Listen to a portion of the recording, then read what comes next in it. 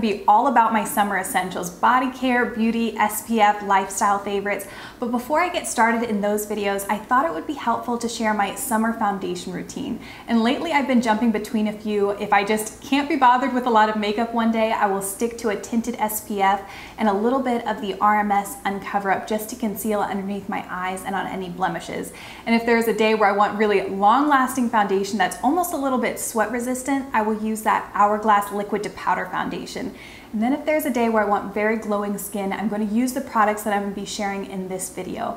And my skin type is, I have a very oily T-zone, intensely oily, but my under eyes and cheeks can be very dry.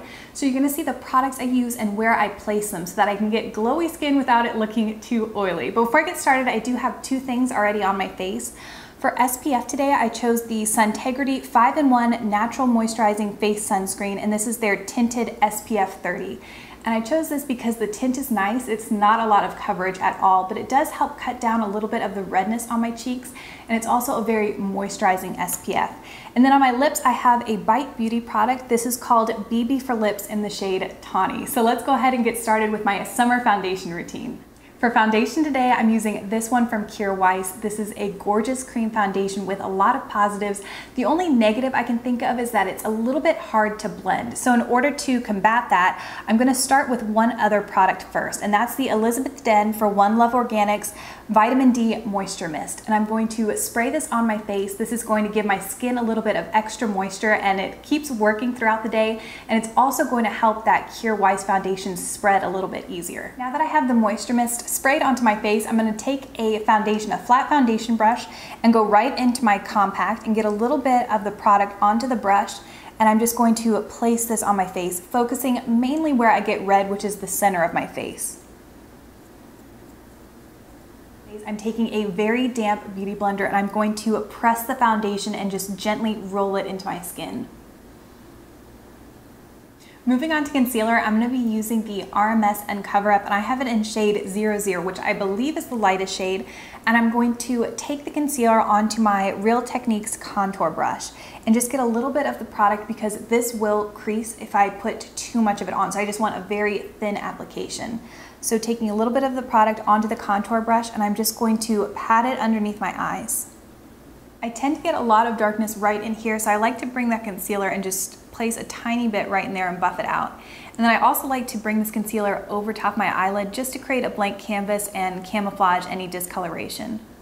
This brush is perfect for use around the eyes because it is so soft, and I'm just putting barely any pressure on it.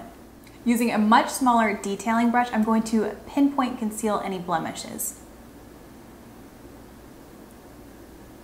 Depending on how my eyes are looking, I will sometimes use a brightening product. And I'm not going anywhere fancy, I'm just going to the grocery store after this. But for the sake of showing you, I do really like the Physicians formula. This is their Touch of Glow pen, and it's from their nude wear line. So I will just click it up a couple times, and I will add a little bit of the product underneath my eyes and then blend it out with that same Real Techniques contour brush. When I first got this product, I thought it was much too dark, but for some reason it does really work.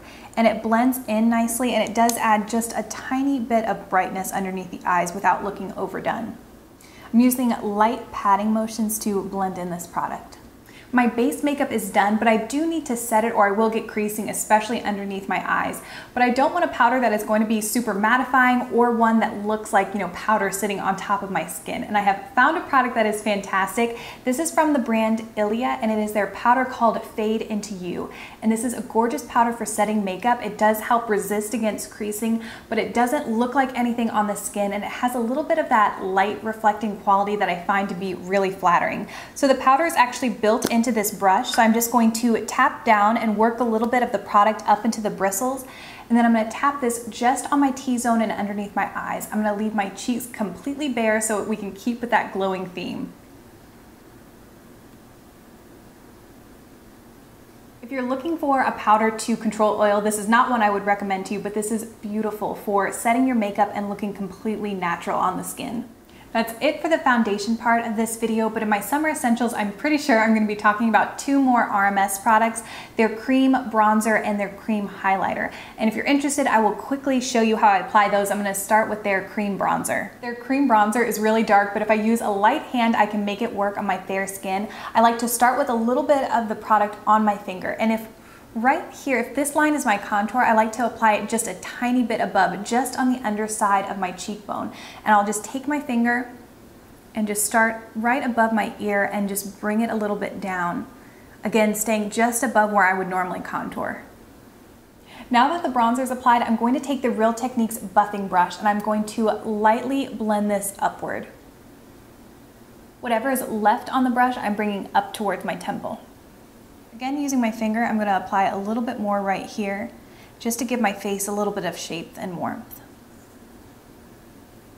This is another buffing brush from Real Techniques, and if you can't tell, I'm having a bit of a moment with Real Techniques brushes. I just think they're fantastic, and since I've been using a lot of cream products, I think these work really well since they are synthetic hairs. So now I have the Rms Living Luminizer, which is a product I've talked about in quite a few recent videos. I'm going to pinch the buffing brush just a little bit and get in with some of the product, and I'm going to apply this right on the tops of my cheekbones, as well as right above my brow. Whatever is left on the brush, I'm going to apply in circular motions on the apple of my cheek for a little bit of added shine. I'm going to continue going with my eyebrows and colored cosmetics, and I will come back to show you one last thing.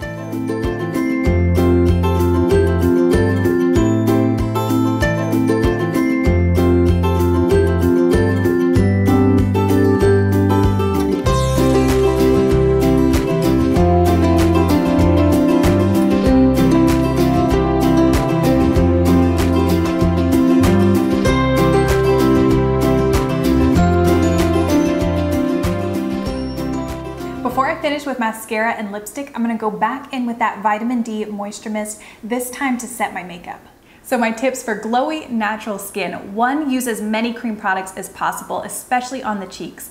And I do like to apply the cream bronzer and highlighter first. That way when I go in with the cream blush, I just think that helps to blend out the first 2 better. My second tip is to only powder where you need it. On me, that is on my T-zone and underneath my eyes to set my concealer. I like to leave my cheeks completely free of any powder. That way they're getting a little bit more glowy as the day goes on. And my last tip is that moisture mist are your best friend. I love to start my routine with them as well as set my makeup.